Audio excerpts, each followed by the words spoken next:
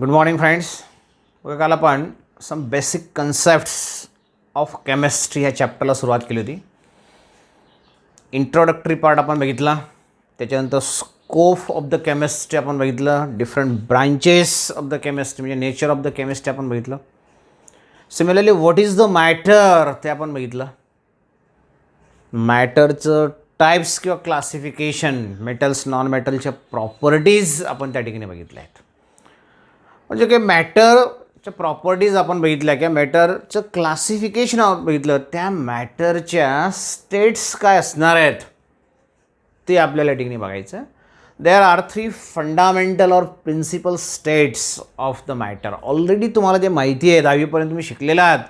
3 महत्त्वाच्या स्टेट आहेत and that are your solid, liquid and gas. These are the 3 fundamental or basic states of the matter. हे 3 state तुम्हाला गेलेले आहेत. हे प्रिन्सिपल स्टेट आहेत असं आपण समजू. याच्यासोबत प्लाझ्मा स्टेट, कोलॉइडल स्टेट अशा वेगवेगळ्या स्टेट्स पण आहेत. पण इथं आपल्याला या 3 इम्पॉर्टंट बेसिक प्रिन्सिपल स्टेट जे आहेत त्या कन्सिडर करायचे मॅटरच्या, सॉलिड, लिक्विड अँड गॅस. तिघांमध्ये डिफरन्स काय असतो हे तुम्हाला माहिती आहे मित्रांनो. In case of solids the atoms, ions और मॉलिक्यूल जे काही असेल त्याच्यातलं they are arrange very close to each other. सॉलिडमधले पार्टिकल जे आहेत ते खूप क्लोजली अरेंज असतात. पण तेच जर तुम्ही लिक्विडमध्ये बघितलं तर there is some distance between the atoms, ions or molecules of liquid. आणि हे जर तुम्ही गॅसच्या बाबतीत केलं तर these are arranged far apart from each other. they are random. त्याच्यातलं डिस्टन्स खूप जास्त असतं. इंटरॅक्शन्स त्याच्यातमध्ये नसतात. याच्यात खूप अट्रॅक्टिव्ह, 2 यांच्यामधलं अट्रॅक्शन खूप जास्त. इथं थोडंसं कमी, इथं अजिबात नसतं किंवा निग्लिजिबल असतं. बरोबर आहे. तर हे तिघांमधला हा बेसिक डिफरन्स आहे आणि महत्त्वाची गोष्ट आहे.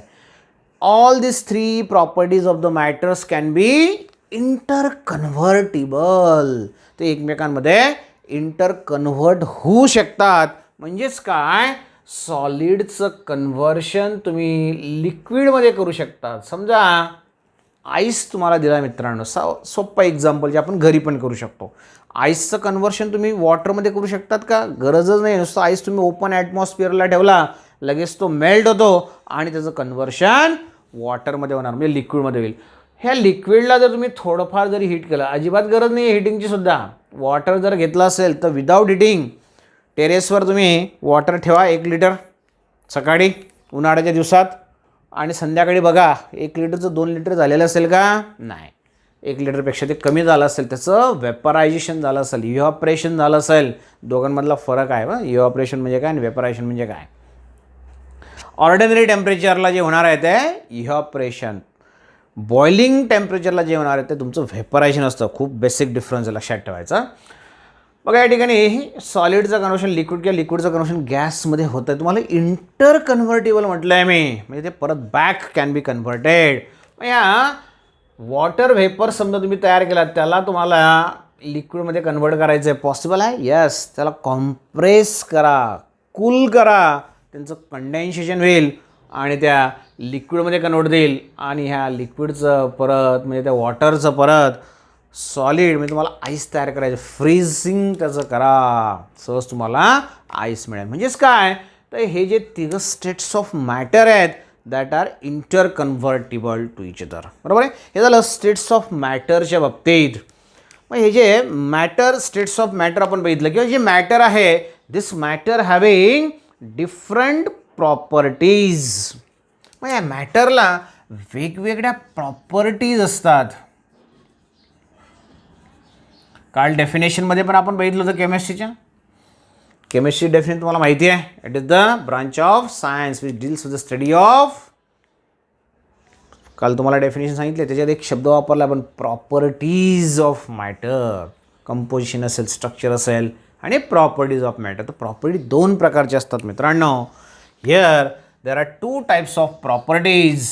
One of them is your physical properties and second one is your chemical properties. Properties. दोन प्रकारच्या प्रॉपर्टी आहेत, physical properties and chemical properties. Physical प्रॉपर्टीमध्ये काय असणार आहे, त्या मॅटरचं मास आपण मेजर करणार, की त्याचं मास काय असणार आहे त्याची फिजिकल प्रॉपर्टी, त्याची डेन्सिटी काय असणार त्याची फिजिकल प्रॉपर्टी, बरोबर आहे.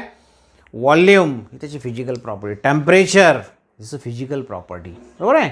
मग फिजिकल प्रॉपर्टी आणि दुसरं आहे केमिकल प्रॉपर्टीज. तर हे झालं प्रॉपर्टीज फॉर युअर मॅटर. आता केमिकल प्रॉपर्टी म्हणजे काय, त्याचं रिॲक्टिव्हिटी काय असणार, तो रिॲक्ट झाल्यानंतर कुठला कंपाऊंड तयार करणार, कोणासोबत तो रिॲक्ट होणार, बरोबर आहे.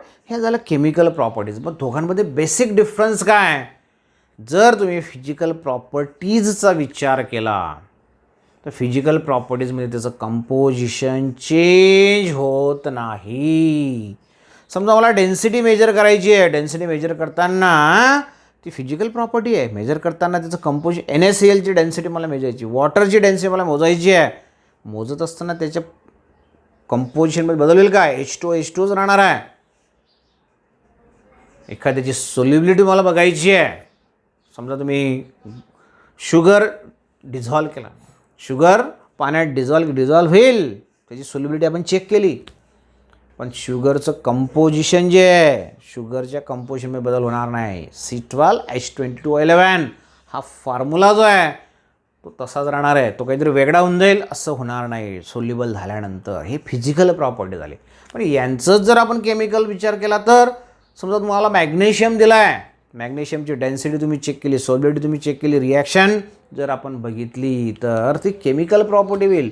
आणि केमिकल प्रॉपर्टीमध्ये कंपोजिशन चेंज होतं. समजा तुम्ही मॅग्नेशियम गेला, त्याला बर्न केलं, रिबन ऑफ मॅग्नेशियम, 10वीला एक्सपेरिमेंट केला आहे तुम्ही, ribbon of magnesium burn in open atmosphere, what happens, magnesium reacts with oxygen आणि त्याचं कन्व्हर्शन, तो मॅग्नेशियम राहत नाही, तो मॅग्नेशियम ऑक्साईडमध्ये कन्वर्ट होतो. म्हणजे जेव्हा तुम्ही केमिकल प्रॉपर्टीजचा विचार करणार तेव्हा कंपोजिशन चेंज होईल. तो केमिकल चेंज असेल, फिजिकल चेंजमध्ये कंपोजिशन चेंज होत नाही, केमिकल चेंजमध्ये कंपोजिशन चेंज होतं. कार्बन तुम्हाला दिला आहे, कार्बनचं बर्निंग तुम्ही केलं ॲटमॉस्फिअरमध्ये, कार्बन आणि ऑक्सिजन जर एकत्र आलं तर CO2 तयार होईल. म्हणजे कार्बन वेगळा कंपाऊंड आहे, वेगळा एलिमेंट आहे, CO2 हा वेगळा कंपाऊंड आहे, दोघं वेगवेगळे आहेत.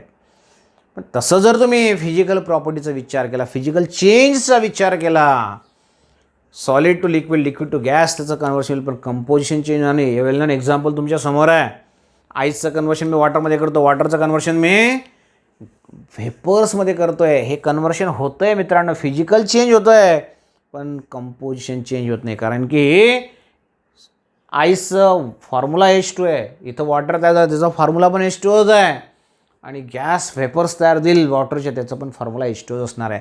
देर is no change in the composition. Here chemical change जर होत असेल तर कंपोजिशन मात्र चेंज होईल. मग आता ह्याच्या प्रॉपर्टीज आहेत, ह्या प्रॉपर्टीजचं मेजरमेंट आपण कशा पद्धतीने करणार, बरोबर आहे. Measurement of the properties. बघा प्रॉपर्टी तुम्हाला मेजर करायची आहे, तर एखाद्या मॅटरच्या बाबतीत काही प्रॉपर्टीज जे असतात त्या क्वांटिटेटिव्ह असतात आणि काही ह्या क्वांटिटेटिव्ह नसतात. दोघांचं एक्झाम्पल तुम्हाला सांगेल म्हणजे तुम्हाला फरक समजेल की क्वांटिटेटिव्ह प्रॉपर्टी म्हणजे काय. समजा एखाद्या मॅटरचं मास आपल्याला बघायचं आहे, एखाद्या मॅटरचं व्हॉल्यूम आपल्याला बघायचं आहे, बरोबर आहे. तर मास असेल, व्हॉल्यूम असेल, तर हे काय आहेत, हे क्वांटिटेटिव्ह प्रॉपर्टी आहेत, डिपेंड्स ऑन द क्वांटिटी, बरोबर आहे. म्हणजे अशा प्रॉपर्टी ज्या क्वांटिटीवर डिपेंड आहेत, that properties are called as quantitative property. मग याच्यामध्ये तुम्ही प्रेशर पण घेऊ शकतात, तुम्ही लेंथ घेऊ शकतात, तुम्ही एरिया घेऊ शकतात. हे सर्व कशावर डिपेंड मित्रांनो, these are depend on the quantity, that's why these all are called as quantitative properties. यांना काय म्हणणार मग तुम्ही, क्वांटिटेटिव्ह प्रॉपर्टी. काही प्रॉपर्टी मग अशा असतात का जे क्वांटिटीवर डिपेंड नसतात. Yes, there are some properties which does not depend on the quantity, non quantitative म्हणणार तुम्ही त्याला, बरोबर आहे. अँड दॅट प्रॉपर्टीज आर, बघा, ज्या क्वांटिटीवर डिपेंड नसतील, नॉन क्वांटिटेटिव्ह. असा वेगळे प्रकार आपण करत नाही, पण एक तुम्हाला माहिती असलं पाहिजे क्वांटिटेटिव्ह नेमकं कोणाला म्हणणार. Non quantitative properties. या नॉन क्वांटिटेटिव्हमध्ये काय घेऊ शकतो आपण? सिम्पली द डेन्सिटी, टेम्परेचर किंवा विस्कॉसिटी. विस्कॉसिटी कधी तुम्हाला समजणार नाही, पण ह्या दोघं प्रॉपर्टी मला सहज समजतील. समजा मला डेन्सिटी मोजायची पाण्याची, माठातून 1 ग्लास पाणी घेतलं आणि त्याची मी डेन्सिटी मोजली, त्याची डेन्सिटी आली 1. 1 ड्रॉप पाणी घेतलं मी वाटातून आणि त्याची डेन्सिटी मोजली, त्याची पण डेन्सिटी 1च येणार. क्वांटिटीवरती डिपेंड नाही आहे मित्रांनो. नॉन क्वांटिटेटिव्ह प्रॉपर्टीज, बरोबर आहे. पुढे आपल्याला 12वीला बघायचं आहे, त्यालाच आपण एक्सटेन्सिव्ह आणि इंटेन्सिव्ह प्रॉपर्टीज म्हणणार. किंवा टेम्परेचर आहे, 1 ग्लास पाणी घेतलं, त्याचं टेम्परेचर मोजलं मी 20 डिग्री सेल्सिअस. पुन्हा माठामध्ये थर्मोमीटर टाकून मोजलं, तेवढं देणार. जास्त व्हॉल्यूम वाढलं पाण्याचं म्हणजे टेम्परेचर वाढायला होईल का? नाही. 1 ग्लास पाणी काढलं तरी तेवढंच थंड असेल, 10 ग्लास काढलं तरी तेवढंच थंड असेल, टेम्परेचर बदलणार. क्वांटिटीवर डिपेंड नाही आहे. तर काही प्रॉपर्टीज ह्या क्वांटिटेटिव्ह असतात, काही प्रॉपर्टी ह्या क्वांटिटीवर डिपेंड नसतात. मग एखाद्या क्वांटिटीचं, एखाद्या प्रॉपर्टीचं मेजरमेंट तुम्हाला करायचं, कारण की तर बघतोय आपण मेजरमेंट, बरोबर आहे ना. तर मेजरमेंट करताना जर आपण लक्षात व्यवस्थित, खूप इम्पॉर्टंट आहे, मेजरमेंट करताना आपण आता क्वांटिटेटिव्ह प्रॉपर्टीजचा या ठिकाणी विचार करतोय, बरोबर आहे. मग क्वांटिटेटिव्ह प्रॉपर्टी एक्सप्रेस कसं करणार तुम्ही? तर सर्वात अगोदर त्याचा नंबर तुम्हाला द्यावा लागतो, बरोबर आहे. आणि नंबर दिल्यानंतर तुम्हाला त्याचं युनिट या ठिकाणी द्यावं लागतं. समजा तुम्हाला तुमची हाईट मोजायची असेल, कसं सांगणार तुमची हाईट? एक तर तुम्ही ती इंचेसमध्ये सांगणार, सेंटीमीटरमध्ये सांगणार, मीटरमध्ये सांगणार, व्हॉट एव्हर इट मे बी, बरोबर आहे. समजा तुम्ही मीटरमध्ये सांगितली 1.5, म्हणजे अगोदर काय लिहिलं आपण 1.5, आणि मग शेवटी पुढे काय लिहिणार? मीटर. म्हणजे क्वांटिटेटिव्ह मेजरमेंट जे आहे ते करत असताना तुम्हाला अगोदर नंबर द्यावा लागतो आणि मग त्याचं युनिट तुम्हाला द्यावं लागतं. कुठलंही असू द्या. मास, एखादी मॅटर तुम्हाला दिलं आहे, त्याचं मास तुम्ही मोजल्यानंतर तुम्ही त्याला लिहिणार. कसं लिहिणार? 5. मग पुढे लिहिणार ग्रॅम्स किंवा 5 kg, जे काय असेल ते. म्हणजे अगोदर तुम्ही 5 म्हणजे नंबर लिहिला आणि मग त्याचं युनिट. समजा तुम्हाला लेंथ मोजायची असेल एखाद्या रूमची, तुमच्या क्लासरूमची असेल, तुमच्या घरातलं असेल, ग्राउंड मोजायचं असेल, तर त्याची लांबी तुम्ही मोजणार, नंबर देणार तो 50 मीटर, 50, आणि मग शेवटी मीटर हा शब्द वापरणार. तर ह्या पद्धतीने कुठलंही मेजरमेंट क्वांटिटेटिव्ह प्रॉपर्टी जर असेल, क्वांटिटीवर डिपेंड असणारी प्रॉपर्टी जर असेल, त्याचं मेजरमेंट करताना अगोदर नंबर तुम्हाला द्यावा लागेल आणि मग त्याचं युनिट तुम्हाला त्या ठिकाणी द्यावं लागेल. मग नंबर आणि युनिट आपण बघितलं. अशा कुठल्या सिस्टीमने आपण युनिट्स डिसाईड करत असतो, कुठल्या सिस्टीमने आपण युनिट देत असतो? बघा मित्रांनो, कुठल्या सिस्टीम्स आपण यूज करत असतो मेजरली. बघा, तुम्हाला आठवत असेल 9वी 10वीला तुम्ही शिकलेले आहेत. The very important system, that one is your CGS system. काय असतं? CGS. आता CGSचा अर्थ काय झाला? तुम्हाला 9वी 10वीला गेलं, 8वीला गेलं आहे. C नंतर G आणि नंतर S. C for centimetre, G for gram, centimetre म्हणजे लेंथ मोजण्यासाठी, G फॉर ग्रॅम मास मोजण्यासाठी, S सेकंड टाईम मोजण्यासाठी. तरी झालं CGS सिस्टीम, बरोबर आहे. मग जसं CGS सिस्टीम आहे मित्रांनो, तसंच या ठिकाणी आहे FPS सिस्टीम. काय सांगितलं मला? FPS. आता FPS म्हणजे काय? जसं CGSसाठी C म्हणजे काय? सेंटीमीटर, तसं FPSचा अर्थ होतो या ठिकाणी F फॉर फूट. किती फूट अंतर आपण मोजतो ना, फूट, स्क्वेअर फूट वगैरे म्हणतो आपण, बघा, फूट. मास तुम्हाला मोजायचं आहे पाऊंडमध्ये. बघा, F for food, P for pound, mass मोजण्यासाठी पाऊंडचा यूज करणार आहे. पद एस फॉर सेकंड्स. इथं बघा, सी फॉर तुम्हाला माहिती आहे सेंटीमीटर, ही लिहायची गरज नाही आहे. जी फॉर ग्रॅम आणि एस फॉर परत सेकंड. बरोबर आहे. अजून आपण सिस्टीम वापरतो बघा, एम के एस, भरपूरदा वापरली आपण. मग या ठिकाणी जसं सेंटीमीटर कन्सिडर केलं आपण, तसं एम फॉर मीटर म्हणजे डिस्टन्स मोजण्यासाठी, लेंथ मोजण्यासाठी, के मास मोजण्यासाठी किलोग्रॅम, आणि परत टाईम मोजण्यासाठी तुमचं असेल सेकंड्स. लक्षात येतं आहे का? तर ह्या वेगवेगळ्या सिस्टीम्सचा यूज तुम्ही या ठिकाणी करणार फॉर मेजरिंग द प्रॉपर्टीज. हे जे प्रॉपर्टी तुम्हाला मेजर करायच्या आहेत त्या एक्सप्रेस करण्यासाठी तुम्हाला या सिस्टीमचा यूज करावा लागेल. मग सिस्टीममध्ये तुम्हाला म्हटलं मी की अगोदर क्वांटिटीचं नंबर तुम्हाला द्यावा लागतो. 10 मीटर्स, 5 किलोग्रॅम्स.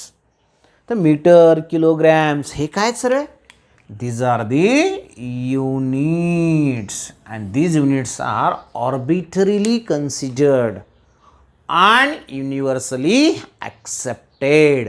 हे युनिट्स युनिव्हर्सली ॲक्सेप्टेड असतात की ॲक्सेप्टेड असले पाहिजे. ते ऑर्बिटरीली कन्सिडर्ड आहेत, सहज त्यांना कन्सिडर केलं आहे, पण मात्र युनिव्हर्सली ते ॲक्सेप्टेड असले पाहिजे, तरच त्याला तुम्ही युनिट असं म्हणणार. बरोबर आहे. अदरवाईज ते युनिट राहूच शकत नाही. बरोबर.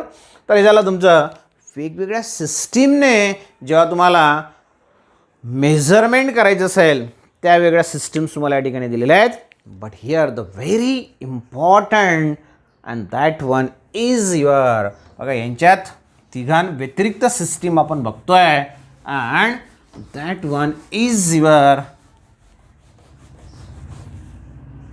S I system. हे पण तुम्हाला गेलेलं आहे. गेलंय? येस, डेफिनेटली 8वी 9वी 10वीला तुम्हाला गेलेलं आहे एस आय सिस्टीम. आता एस आयचं लॉंग फॉर्म काय घेणार बघा तुम्ही. It is a international system of units. International system of unit, S I system, किंवा याला एस आय युनिट म्हटलं तरी चालेल. लॉंग फॉर्म लक्षात आला.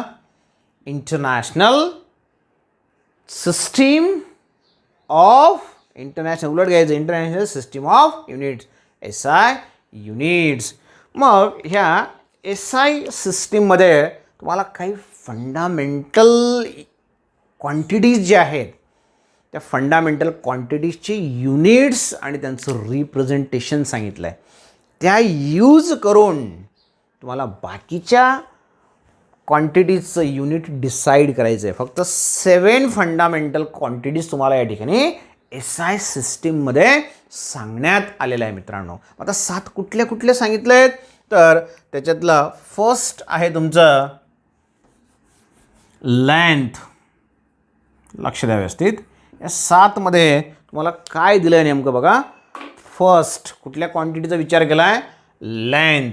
लेंथला रिप्रेझेंट करण्यासाठी आपण एल वापरणार आणि त्याचं एस आय युनिट घेणार तुम्ही मीटर. बरोबर आहे.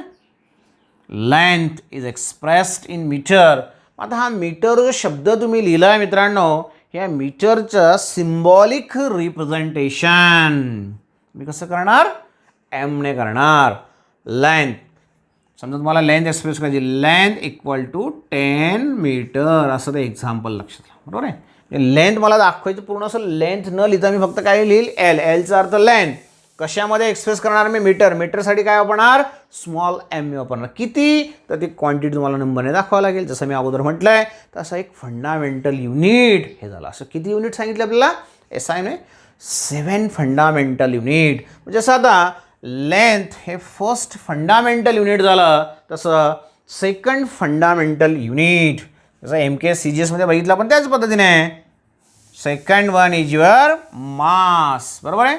आता मास लिहिण्यासाठी स्मॉल एमचा यूज आपण करणार आणि मास तुम्हाला द्यायचं असेल तर किलोग्राममध्ये त्याला आपण एक्सप्रेस करणार. खूप सिंपल आहे मित्रांनो. किलोग्रॅम पूर्ण लिहायचं या ठिकाणी आणि त्याला ॲब्रिवेट करणार तुम्ही केजीने. जसं बघा एम म्हणजे मास किती 10. हे फक्त एक्झाम्पलसाठी तुम्हाला सांगतो आहे. 10 किलोग्रॅम्स. बघा आता लेंथ झालं, मास झालं. तिसरं युनिट असेल तुमचं टाईमचं. टाईम कशामध्ये देणार? टाईम रिप्रेझेंट करण्यासाठी टाईम शब्द लिहिण्याची गरज नाही. आता फक्त टीने स्मॉल टीने टाईम दाखवायचा आहे. स्मॉल टी म्हटला म्हणजे टाईम, स्मॉल एम म्हटला म्हणजे मास, स्मॉल एल म्हटला म्हणजे लेंथ. मग आता हा जो टाईम आहे हा मेजर करण्यासाठी आपण सेकंड्सचा यूज करणार आणि या सेकंड्सला सिम्बॉलिक रिप्रेझेंटेशन करणार तुम्ही ॲज. तुम्हाला टाईम द्यायचं असेल तर कसं देणार तुम्ही आता टी इक्वल टू 10 सेकंड. प्रत्येक ठिकाणी 10च घेतलं पाहिजे असं नाही. जस्ट तुम्हाला एक्झाम्पल म्हणून मी सांगतो आहे. बघा आता लेंथ झालं, मास झालं, टाईम झालं. त्याच्यानंतर चौथा आहे व्हेरी इम्पॉर्टंट टेम्परेचर. टेम्परेचरला ॲब्रिवेट करण्यासाठी टाईमला जसं टीने ॲब्रिवेट केलं आपण तसं टेम्परेचरसाठी आपण व्हेरी इम्पॉर्टंट कॅपिटल टी. कारण की बऱ्याचदा आपण कन्फ्यूज्ड होतो मित्रांनो. तर 11वी-12वी 2 वर्ष तुम्ही लक्षात ठेवायचं. तुम्हाला स्मॉल टी दिलेला आहे याचं तर डेफिनेटली ते टाईम असणार आहे आणि कॅपिटल टी जर तुम्हाला दिलेला असेल तर तो डेफिनेटली टेम्परेचरसाठी दिलेला असेल. मग आता टेम्परेचर मेजर कशामध्ये करणार? Measurement of temperature is in kelvin temperature. Generally आपण डिग्री सेल्सिअस लिहितो, बरोबर आहे. डिग्री सेल्सिअस पण आपल्याला यूज करायचं आहे. पण SI नुसार स्टँडर्ड फंडामेंटल त्याचं युनिट केल्व्हिन असणार आहे टेम्परेचरचं आणि ह्या केल्व्हिनला दाखवण्यासाठी आपण केने त्याला रिप्रेझेंट करणार. दॅरफॉर इट इज टेम्परेचर तुम्हाला दाखवायचं म्हणून T equal to 10 kelvin. Kelvin टेम्परेचरचं एक यालाच आपण ॲब्सोल्यूट टेम्परेचर पण म्हणतो मित्रांनो. केल्व्हिन टेम्परेचरचं एक वैशिष्ट्य इट इज नेव्हर निगेटिव्ह. ते 0 असू शकतं पण 0पेक्षा ते कमी होत नाही. ते 0 किंवा 0पेक्षा जास्तच असतं. पण डिग्री सेल्सिअसचं वैशिष्ट्य त्या मायनसमध्ये बनवू शकतो, बरोबर आहे ना. -1 -2 अप टू -100पर्यंत पण ते जाऊ शकतं. पण kelvin temperature is never negative. Kelvin temperature कधीच निगेटिव्ह राहत नाही. लक्षात आलं? तर आपल्याला जे यूज करायचं आता ते केल्व्हिन टेम्परेचर यूज करायचं आहे. लक्षात व्यवस्थित. बघा 4 प्रॉपर्टीज झाल्या. 5वी फंडामेंटल प्रॉपर्टी आहे, 5th one is electric current. मग इलेक्ट्रिक करंट जे आहे मित्रांनो हे कशाच्या सहाय्याने तुम्ही दाखवणार? इलेक्ट्रिक करंट त्याला आपण आयने दाखवतो. म्हणजे इलेक्ट्रिक करंट एवढं लिहिण्यापेक्षा आपण त्याला आयने लिहिणार, आयने रिप्रेझेंट करणार.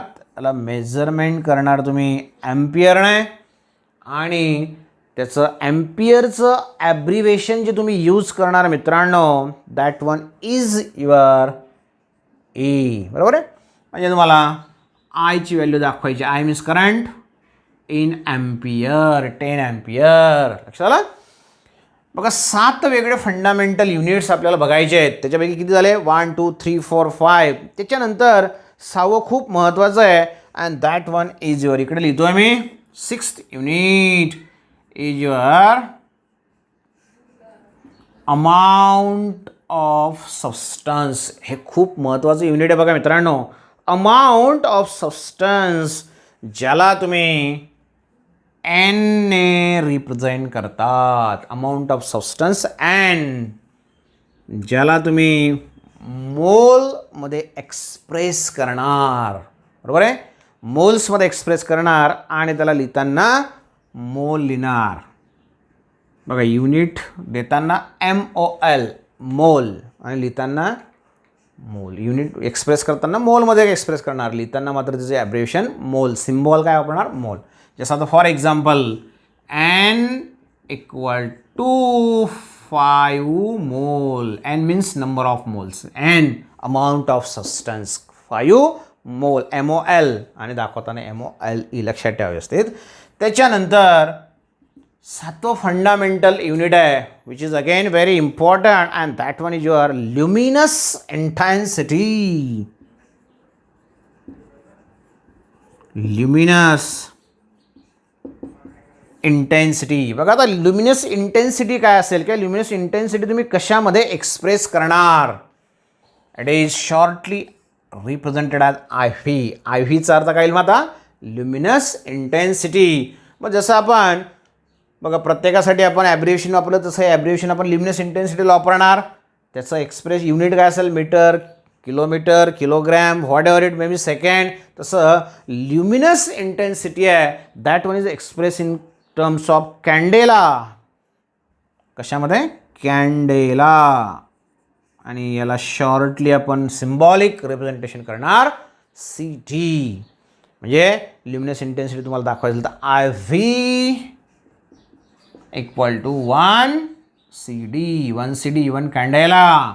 तर अशा पद्धतीने हे 7 फंडामेंटल युनिट्स आहेत मित्रांनो जे आपल्याला SI सिस्टीमनुसार बघायचे आहेत की SI सिस्टीम दिले. ह्याच्यानंतर जर आपल्याला कसली गरज पडत असेल तर आपण ह्याच युनिटचा यूज करून नवीन युनिट तयार करू शकतो. जसं तुम्हाला समजा व्हॉल्यूम एक्सप्रेस करायचं आहे, इथं व्हॉल्यूम कुठंच दिलेलं नाही आहे, बरोबर आहे. पण व्हॉल्यूम काय असते तुम्हाला माहिती आहे. लांबी गुणिले रुंदी गुणिले उंची 9वी 10वीला शिकले तुम्ही. लेंथ, वेट अँड हाईट सर्व मेजरमेंट लेंथचे आहेत. 3दा घ्यावं लागेल. लांबी रुंदी उंची असं 3दा घ्यावं लागेल ना. म्हणजे लेंथ 3दा घ्या, मीटर 3दा घ्या, मीटर गुणिले मीटर गुणिले मीटर m³. हे झालं व्हॉल्यूमचं युनिट. एवढं सोपं आहे. म्हणजे याचाच यूज करून तुम्ही हे फंडामेंटल आहेत याचा यूज करून तुम्ही वेगवेगळे युनिट्स डिराईव्ह करू शकतात. लक्षात आलं. तर झालं फंडामेंटल युनिट्स कुठले आहेत. SI सिस्टीमने जे ठरवून दिलेले आहेत त्याचे युनिट्स आपण बघितलं आहे. त्याच्यानंतर मग फिजिकल प्रॉपर्टीज जे असतील तर ह्या युनिट्सचा यूज करून आपण कशा पद्धतीने मेजर करणार. ओके, नाव कन्सिडर. बघा फिजिकल प्रॉपर्टीजमध्ये आपल्याला आता फर्स्ट बघायचं आहे मास अँड वेट. याला कसं मेजर करणार. 9वी 10वीला तुम्हाला मास आणि वेटमधला डिफरन्स माहिती आहे, गेलेला आहे तुम्हाला, बरोबर आहे. मग दोघांपैकी फंडामेंटल प्रॉपर्टी कुठली घेणार तुम्ही, काय कन्सिडर करणार, मास की वेट. बघा दोघांच्या बाबतीत एक महत्त्वाचा सेंटेन्स तुम्हाला सांगतो आहे.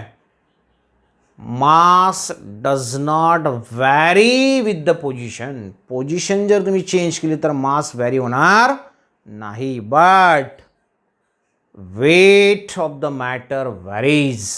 मॅटर म्हटलं तर त्याची ही इनहेरिटंट प्रॉपर्टी आहे, स्वाभाविक प्रॉपर्टी त्याची, की मॅटर म्हटलं त्याला मास असणारच आहे मित्रांनो. मग त्याचं मास कन्सिडर करायचं का वेट, दोघांपैकी कुठली फंडामेंटल प्रॉपर्टी आहे.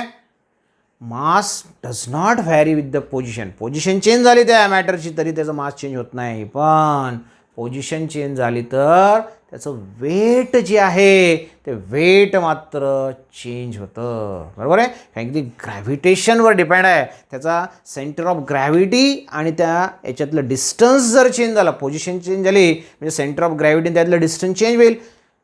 डिस्टन्स चेंज झाला म्हणजे त्याचं वेट जे आहे ते चेंज होणार. दॅट्स वाय जे चेंज होणार नाही, मास चेंज होत नाही पोझिशन चेंज झाली तरी, ते आपल्यासाठी मोस्ट फंडामेंटल आहे. मग आपण कन्सिडर करताना मास या ठिकाणी मोस्ट फंडामेंटल प्रॉपर्टी कन्सिडर करणार. मेजर करताना आपण त्याचा मास मेजर करणार. मग हे मास तुम्हाला मेजर करायचं, एक्सप्रेस करायचं आहे. कशामध्ये एक्सप्रेस करणार बघितलं आपण. Here mass is expressed. Mass express in terms of kilograms, बरोबर आहे. मास आपण किलोग्रॅममध्ये एक्सप्रेस करतो. समजा 1 किलोग्रॅम असं त्याचं मास असेल. मास 1 किलोग्रॅम आहे. मग प्रत्येक वेळेस एवढ्या मोठ्या क्वांटिटीची गरज आहे का. काही वेळेस आपल्याला स्मॉल क्वांटिटीची गरज असते. मग त्याला कशामध्ये एक्सप्रेस करणार. It can be express in terms of your grams, milligrams. Okay, पण आपण किलोग्रॅम आणि ग्रॅम ह्या दोघांमधलं रिलेशन या ठिकाणी बघणार. बघा आता किलोग्रॅम आणि ग्रॅममधलं रिलेशन काय. 1 kilogram which is equal to 1000 gram. 1 kilogram equal to 1000 gram. किंवा 1000लाच आपण 10च्या पॉवरमध्ये पण कन्वर्ट करू शकतो. 10⁻³ ग्रॅम. याचा आणि याचा अर्थ सारखाच आहे. हे फक्त 10⁻ पॉवरमध्ये आपण त्याला कन्व्हर्ट केलं आहे. लक्षात ठेवा, हे झालं conversion of kilograms into the grams. मग जसं मित्रांनो या ठिकाणी मास आणि वेट आणि मास कसं मेजर करणार ते आपण बघितलं, तसं आता आपल्याला सेकंड फिजिकल प्रॉपर्टीमध्ये बघायचं आहे. And that one is your length. Fundamental प्रॉपर्टीमध्ये बघितलं आपण, लेंथ तुम्हाला मेजर करायची असेल तर कशामध्ये मेजर करणार? लेंथ दाखवताना एलने आपण दाखवणार आणि त्याला मेजर करताना मीटरमध्ये आपण मेजर करतो. बरोबर आहे. इकडं लक्षात व्यवस्थित, खूप इम्पॉर्टंट टॉपिक किंवा खूप इम्पॉर्टंट पॉईंट तुम्हाला या ठिकाणी मी सांगतो आहे. केमिस्ट्रीमध्ये मीटर पट्टी लावायची गरज नाही आहे मित्रांनो. म्हणजे एवढ्या मोठी लेंथ आपल्याला मोजायची गरज नाही आहे. केमिस्ट्रीमध्ये आपण लेंथचा विचार केव्हा करतो? जर तुम्हाला ॲटॉमिक रेडियस मोजायची असेल, जर तुम्हाला बॉन्ड लेंथ मोजायची असेल. मित्रांनो, बॉन्ड आपल्याला डोळ्यांना दिसत नाही आहे तर त्याला मीटर पट्टी लावून मोजणार का? अजिबात नाही. म्हणजे आपल्याला एवढ्या मोठ्या युनिटची गरज नाही, मीटरची अजिबात गरज नाही आपल्याला. इवन सेंटीमीटरमध्ये पण आपल्याला गरज पडत नाही. म्हणजे गरज पडत नाही म्हणण्यापेक्षा आपण सेंटीमीटरमध्ये सुद्धा मोजू शकत नाही. अगदी स्मॉल युनिट आपल्याकडे पाहिजे. मग स्मॉल युनिट काय असणार आहे? तर नॅनोमीटर स्मॉल युनिट आहे, पिकोमीटर तुमचं स्मॉल युनिट आहे, मायक्रोमीटर तुमचं स्मॉल युनिट आहे. बरोबर आहे. मग त्या स्मॉल युनिटचं आणि ह्या मोठ्या युनिटचं रिलेशन काय आहे? जसं या ठिकाणी बघितलं आपण, हे मोठं युनिट आहे, स्मॉल युनिट, त्यांच्यातलं हे रिलेशन आहे. तसं या ठिकाणी आपल्याला बॉन्ड लेंथ मोजण्यासाठी, ॲटॉमिक रेडियस मोजण्यासाठी कसली गरज आहे? नॅनोमीटरची गरज आहे, पिकोमीटरची गरज आहे. मग त्याचं आणि याचं काय संबंध आहे? तर बघा काय संबंध आहे. 1 मीटर इज इक्वल टू किंवा 1 nanometre equal to 1 nanometre which is equal to 10⁻⁻⁹ metre. हे एक रिलेशन या ठिकाणी आपल्याला माहिती आहे. किंवा 1 पिकोमीटर, हे त्याच्यापेक्षा पण स्मॉल युनिट आहे, which is equal to 10⁻12 metre. हे कदाचित तुम्हाला 10वीला गेलेलं पण असू शकतं मित्रांनो. तर हे कन्व्हर्शन्स लक्षात ठेवा. मायक्रोमीटर पाहिजे असेल तरीसुद्धा आपण सांगू शकतो 1 मायक्रोमीटर इक्वल टू 10⁻⁶ मीटर. यांच्यापेक्षा ते दोघांपेक्षा मोठं युनिट आहे. तर स्मॉलेस्ट युनिट बघा पिकोमीटर आहे, त्याच्यापेक्षा थोडंसं मोठं नॅनोमीटर, आणि त्याच्यापेक्षा अजून मोठं जर असेल तर ते मायक्रोमीटर असणार आहे. मग नंतर सेंटीमीटर वगैरे आपण ते कन्व्हर्शन करू शकतो. तर ह्या पद्धतीने लेंथ जी आहे ते लेंथ मोजण्यासाठी आपण ह्या वेगवेगळ्या युनिट्सचा यूज आपण करू शकतो. त्याच्यानंतर समजा आपल्याला व्हॉल्यूम मेजर करायचं आहे. व्हॉल्यूम तुम्हाला फंडामेंटल युनिट्समध्ये दिलेलं नाही. मग आता तुम्ही व्हॉल्यूम मेजर कसं करणार? आत्ताच तुम्हाला सांगितलं मगाशी 5 मिनिटापूर्वी. काय सांगितलं मी? व्हॉल्यूम मेजर करताना तुम्हाला 3 गोष्टी लक्षात ठेवाव्या लागतात. लांबी असेल, रुंदी असेल आणि त्याची हाईट असेल. बरोबर आहे. लांबी गुणिले रुंदी गुणिले हाईट 9वी 10वीला तुम्ही शिकलेले आहेत. तर ह्या 3 गोष्टींचा तुम्हाला विचार करावा लागतो. बघा या पद्धतीने आपण त्याला दाखवू शकतो. तिघं म्युच्युअली परपेंडिक्युलर आहेत. बघा समजा याला लांबी म्हटलं, याला रुंदी म्हटलं, याला हाईट म्हटलं आपण, उंची. बरोबर आहे. दिसतं तिघं? ओके, दिसत आहे तिघं? आता दिसतील तुम्हाला तिघं. समजा ही हाईट आहे, समजा आपण ही लांबी आहे, हे रुंदी आहे. रुंदी, लांबी आणि उंची, हाईट, हे तिघांचा प्रॉडक्ट जो असेल तो म्हणजे तुमचा व्हॉल्यूम असेल. लांबी गुणिले रुंदी गुणिले उंची. बरोबर आहे. मग ते कसं काढणार? म्हणजेच थोडक्यात तुम्हाला काय मेजर करायचं? परत लेंथ मेजर करायची आहे.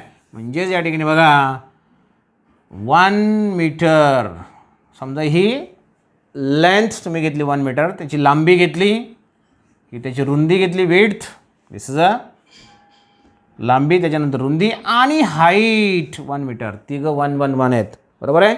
याला कसं लिहिणार तुम्ही?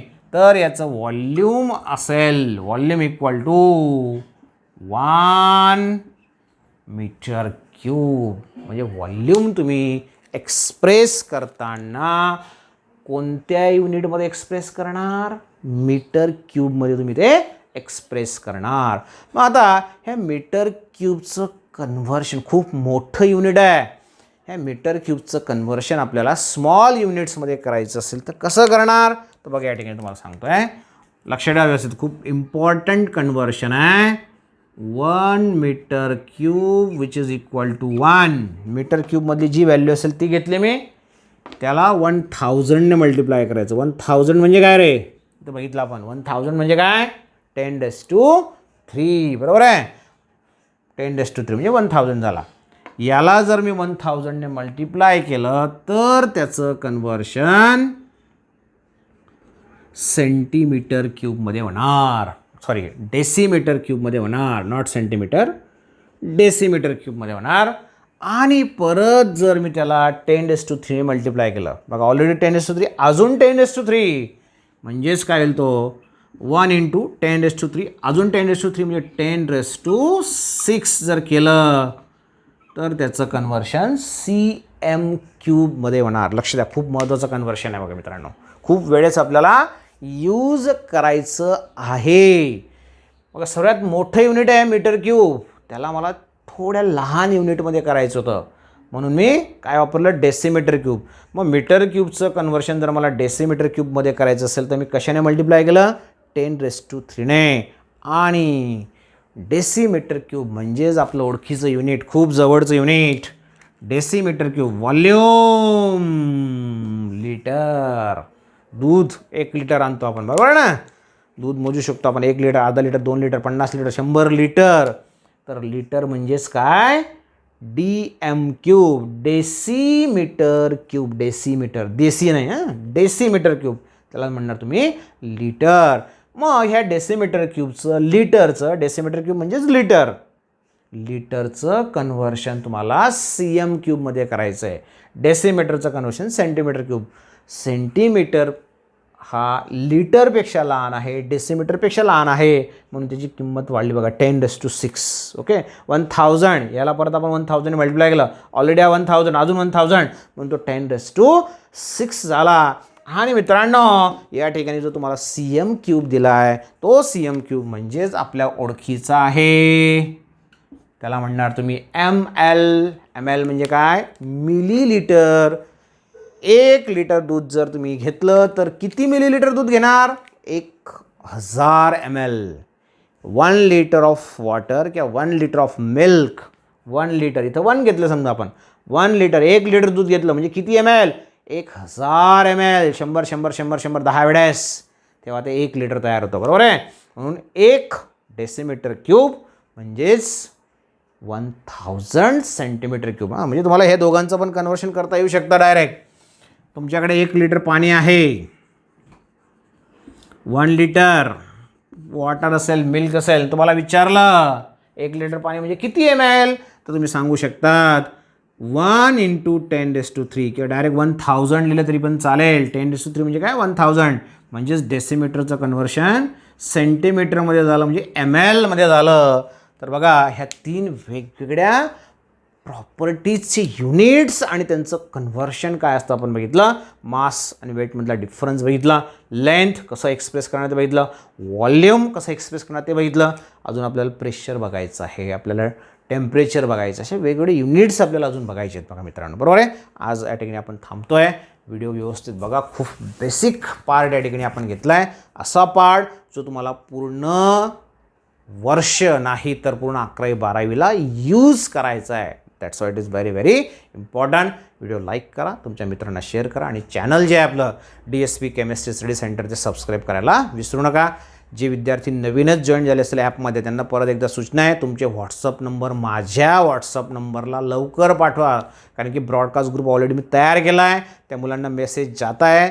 जे ब्रॉडकास्ट ग्रुपला नाहीत त्यांना मेसेज जाणार नाहीत, म्हणून माझा जो व्हॉट्सअप नंबर आहे 9822440594 98 22 44 05 94 ह्या माझ्या व्हॉट्सअप नंबरला तुमचा व्हॉट्सअप नंबर, तुमचा नंबर पाठवताना तुम्ही फक्त हाय पाठवतात, हाय बाय करू नका, तुमचं पूर्ण नाव आणि तुमचा व्हॉट्सअप नंबर, तुमचा ॲप ज्या नंबरने डाउनलोड केलं ते पण मला पाठवा. म्हणजे तुम्हाला मी त्या ब्रॉडकास्ट ग्रुपला ॲड करेल, जेणेकरून पुढच्या सर्व नोटिफिकेशन सूचना ज्या असतील, नोट्स ज्या असतील त्या तुम्हाला त्या ब्रॉडकास्ट ग्रुपला दिसतील किंवा येतील. लक्षात आलं. म्हणून ही सूचना फार महत्त्वाची आहे. आणि बेसिक व्हिडिओज जे आहेत जसं हे कन्व्हर्शन वगैरे आहेत असे भरपूर बेसिक व्हिडिओ माझे जे यूट्यूब चॅनल आहे बघा DSP केमिस्ट्री स्टडी सेंटर, ह्या यूट्यूब चॅनलला माझे 11वीचे साधारणतः 15-16 बेसिक व्हिडिओज आहेत.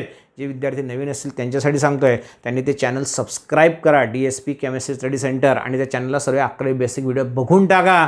कारण की तुम्हाला पुढच्या चॅप्टर्समध्ये ते बेसिक व्हिडिओ लक्षात येतील किंवा बेसिक व्हिडिओची गरज तुम्हाला पडणार आहे. म्हणून चॅनल सबस्क्राईब करा. म्हणजे तुम्हाला पुढचे अजून व्हिडिओ जर मी टाकले तर ते तुम्हाला नोटिफिकेशन सहज येईल. ठीक आहे. आज या ठिकाणी आपण थांबणार. Please stay at home and be safe. Thank you. Bye.